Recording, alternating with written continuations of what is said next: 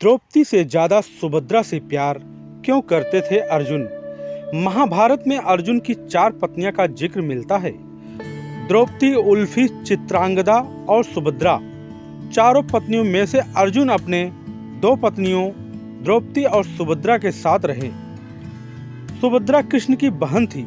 भगवान श्री कृष्ण ने अर्जुन के सारथी की भूमिका निभाई थी। जब अर्जुन द्रोणाचार्य से दीक्षा ले रहे थे, उसी दौरान अर्जुन की मुलाकात गदा से हुई।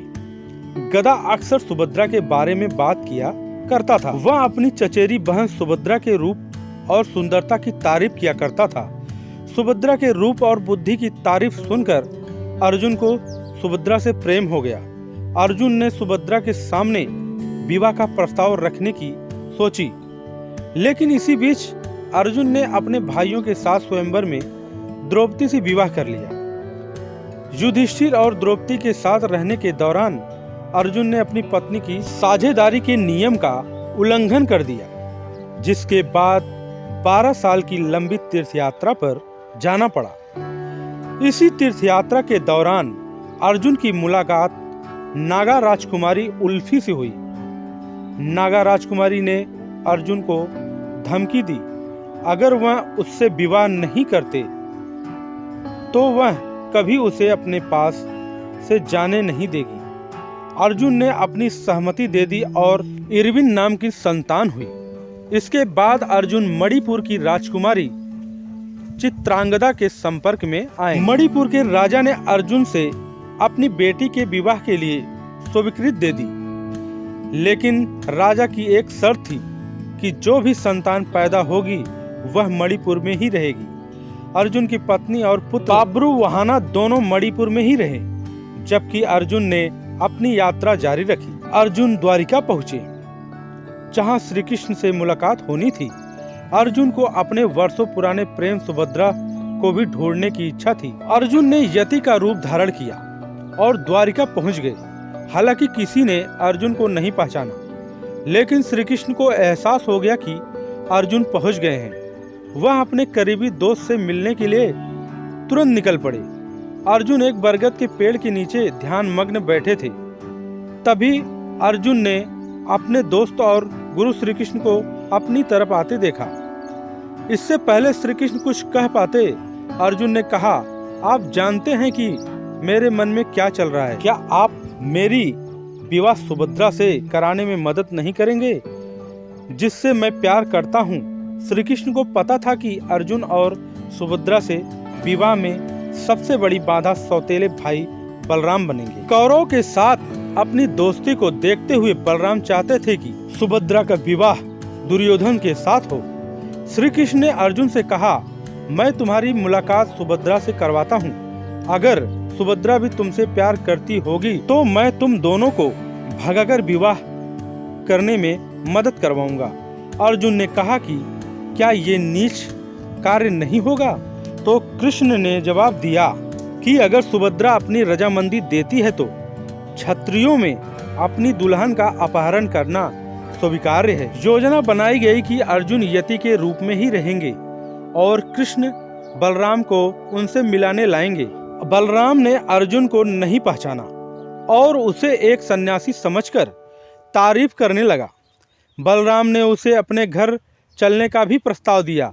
हालांकि अर्जुन ने यह कहते हुए इनकार कर दिया कि वह किसी मानव निवास में प्रवेश नहीं करने की प्रतिज्ञा रखी है। वह केवल प्रकृति के आश्रय में रह सकते हैं। इस पर बलराम ने कहा कि आप हमारी बहन सुभद्रा के महल के नजदीक के बाग बगीचे में रह सकते हैं। इस पर अर्जुन ने तुरंत हामी भर दी और सुभद्रा के बगीचे के एक पेड़ के नीचे अर्जुन रहने पहुंच गए। सुभद्रा ने पांडव की बहादुरी के बारे में कई कहानियां सुन रखी थी।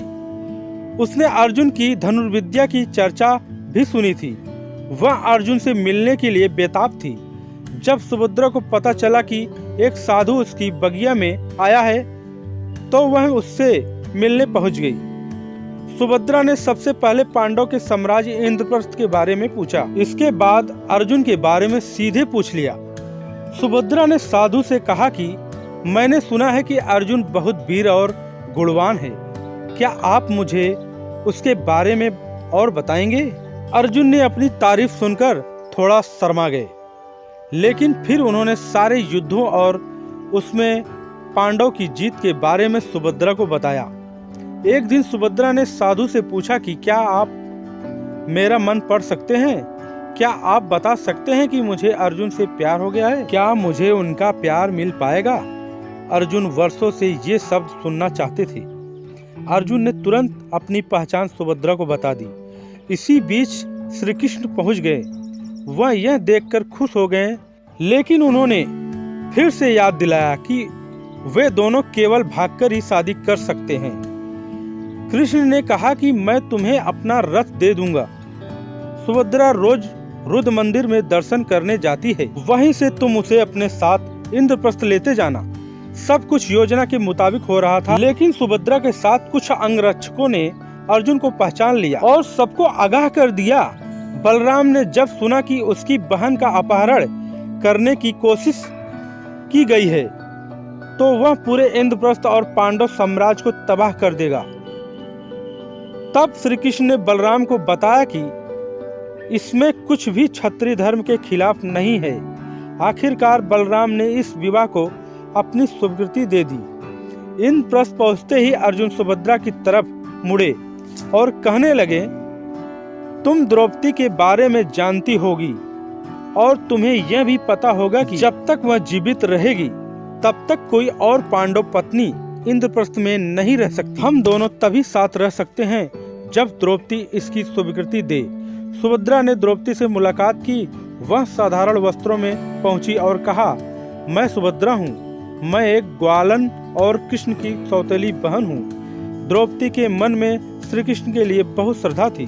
द्रौपदी ने सुभद्रा को तुरंत गले लगा लिया और कुछ दिनों बाद जब दोनों के बीच अच्छी दोस्ती हो गई तो सुभद्रा ने अर्जुन के प्रति अपने प्रेम को जाहिर कर दिया। यह सुनकर द्रौपदी सन्न रह गई, लेकिन द्रौपदी ने महसूस किया कि अर्जुन की खुशी सुभद्रा के साथ रहने में है।